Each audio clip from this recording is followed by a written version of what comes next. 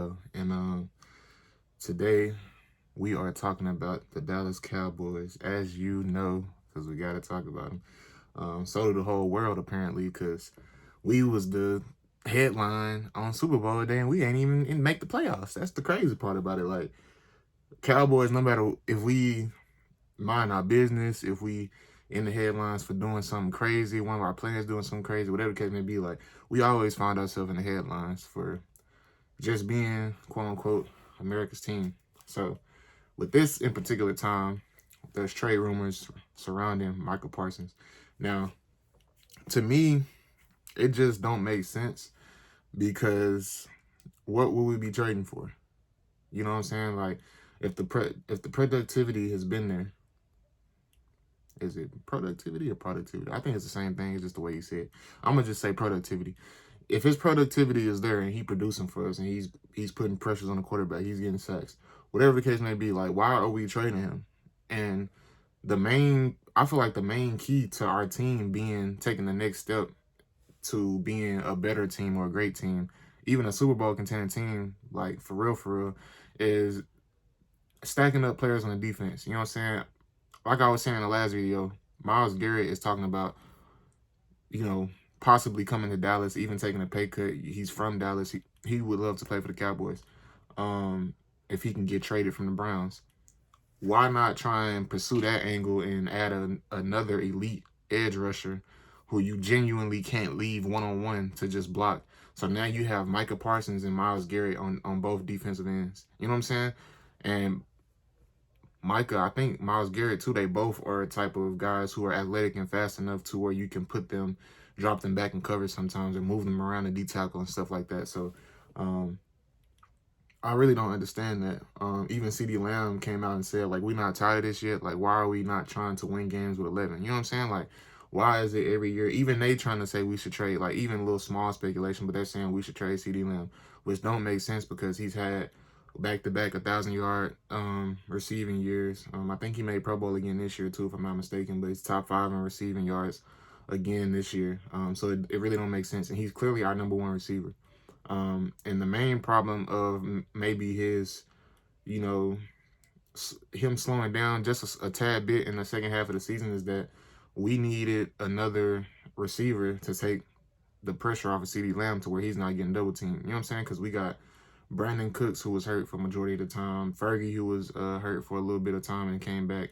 We don't really trust in Turpin to just come in and be the guy that's just going to carry that load because he's small and he's more of a, special teams type of player. But it's like, why not take that angle of getting Myles Garrett, keeping Micah Parsons, and then building our defensive front seven up to the point to where our DBs don't even have to be the most outstanding DBs because Trayvon Diggs is washed. I'm sorry. Like, I know a lot of fans still got faith in bro. I'm not one of them fans. I'm not delusional. Bro is not what he used to be. And I mean, shit, that's just the honest truth. You know what I'm saying? ACL injury, I feel like, especially you playing corner already, is hard enough because, it's a lot of stuff. You got to backpedal. You got to continuously be down in a squatted stance. You got to change directions. You got to be able to, come in and out of breaks. It's a lot of different stuff that you got to be able to do. So, it can be hard coming back from an ACL injury, especially playing cornerback. And you have to guard people like A.J. Brown, Mike Evans, Marvin Harrison. You got a lot of different receivers that you have in the guard. You know what I'm saying? Terry McLaurin. So there's a lot of different players and different types of receivers that you got to guard. And it's hard to do that when you coming off of a knee injury. You don't feel the same. You kind of got that in the back of your head. Like, you don't want to do certain movements because you don't want to risk re-injuring your injury. You know what I'm saying? Or getting another injury that's severe and season ending. So, I really don't get this, bro. I really don't get this. Jerry Jones, it feels like sometimes he's, trolling. You know what I'm saying? And I don't even think, like, this is, like, the Cowboys kind of doing this. I feel like it's just the people, like, around the league, like, the Cowboys bring in so much, like, views and numbers and controversy, like, anything could be going on and the Cowboys somehow drawn into it. You know what I'm saying? And as a player, I feel where Ceedee Lamb coming from, because he said, y'all aren't tired of this. Like, every offseason, top of the charts. Let's just win ball games, and that's what 11. You know what I'm saying? So, you know, I feel like, you know, from a player's perspective, like how Ceedee Lamb is saying it, basically, like, you know what I'm saying, why is it always us surrounding, you know, any type of antics or controversy? How come we can't just be a regular organization like everybody else and come out and play football? The expectations are never this high for the Miami Dolphins. Expectations are never this high for, you know, the Pittsburgh Steelers. The expectations are never this high for the New England Patriots.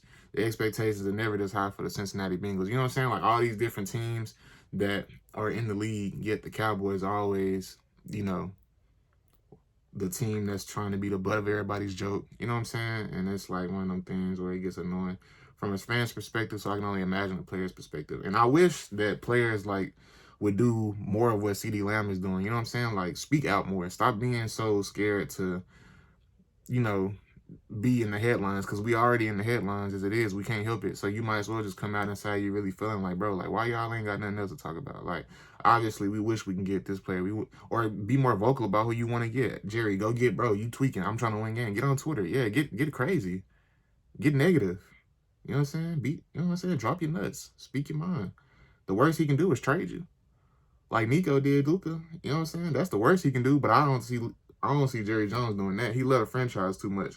So if Ceedee Lamb got to getting on Twitter, you know, saying some real factual things about what the team needs and stuff like that, I'm just living with the results. Because if I'm Ceedee Lamb, I'm thinking like, okay, you got to replace me. Unless you want to lose games, who you going to get to replace me? You know what I'm saying? Like, y'all done already gave me my contract. You know what I'm saying? What we doing? It's my team, if anything. Fuck Dak. It's my shit. See what I'm saying? So when we talking about direction of the team, what we plan on doing, no, it's my team. Big Ceedee Lamb. You know what I'm saying? So, yeah, I think players like him should start being more vocal about it. Even Dak Prescott, like, bro, you the quarterback, obviously, but I think people would fuck with Dak Prescott a lot more. Obviously, they know he want to win, but it's just like you got to be more vocal about it. Sometimes I feel like what gets not even just like the organization, but like the players in general, like get scrutinized so much is because we under Jerry Jones, and it's like the players under Jerry Jones, and Jerry Jones has this this mantra about himself, or this reputation that he bottles players in, and they can't really show emotion. They can't say what they want to say. They have to be, you know, these great media personalities when it comes to answering certain questions and answering questions a certain way. You ain't really able to express your true emotions. And I feel like shit, you know, they need to do that.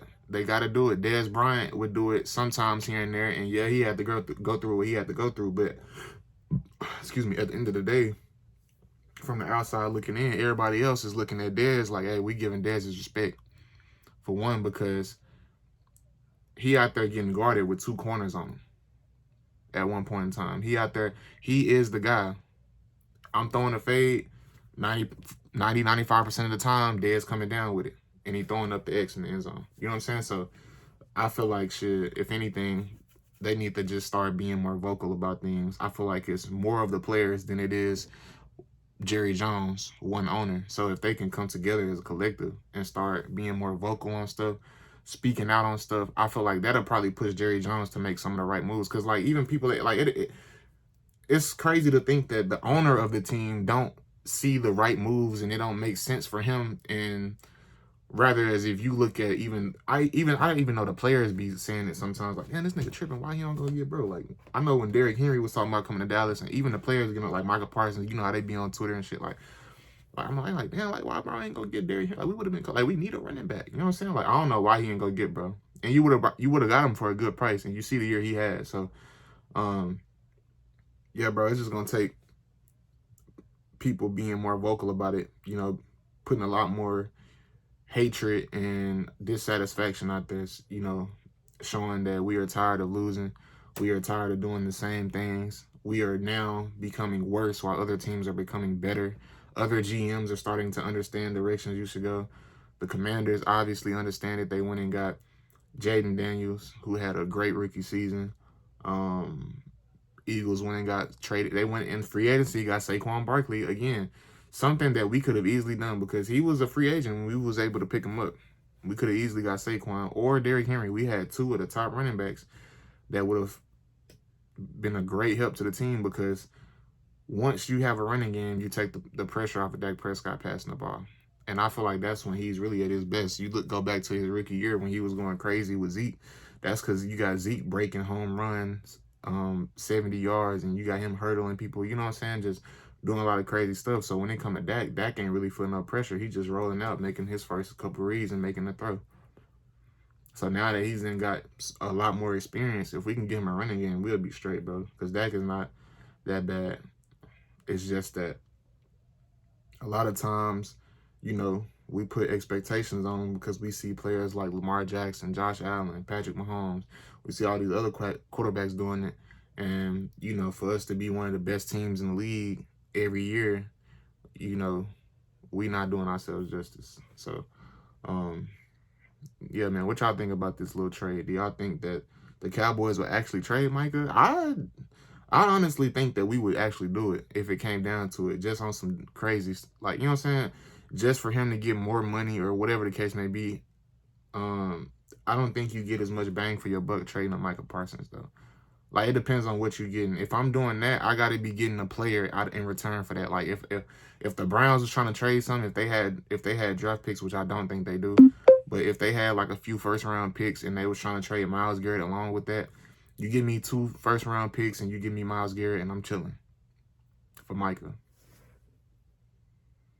You see what I'm saying? Because not only do you get a player that is just as elite as him in return for the trade, but you get 2 first-round picks to where you can go and build in other areas of the team or, you know, try and go and get, let's say, another Micah Parsons. So, and speaking of that, I think we got the 12th pick or the 15th pick this year in the draft. It's one of the two, but Micah Parsons Jr.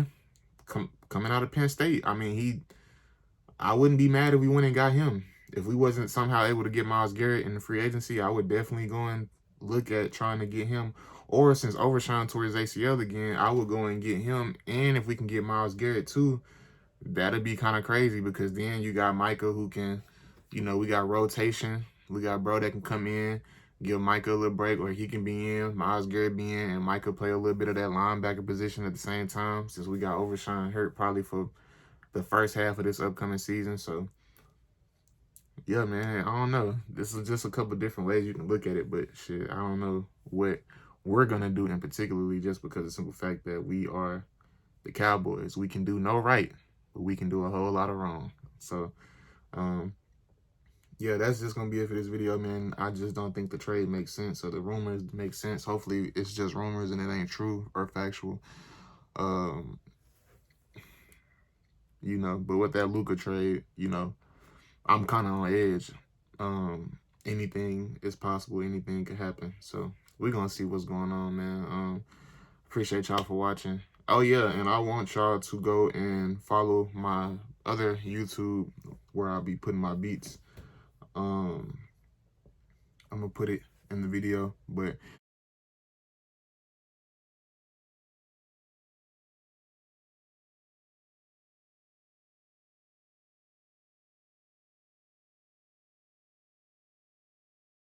y'all go follow that YouTube too. I need to fix my laptop. I don't know what's going on, but I can't get my beats after I make them onto my desktop so I can send them to my phone no more, which is annoying because if I save them to my hard drive, then it saves as a file, you know what I'm saying? And when I open it, it takes me to the app where I make the beats at. It don't let me take it off on my phone so I can disperse it and stuff like that. So yeah, man, y'all go do that for me. Like I said, like the video, comment what you think about the trade speculations, subscribe to the channel, man.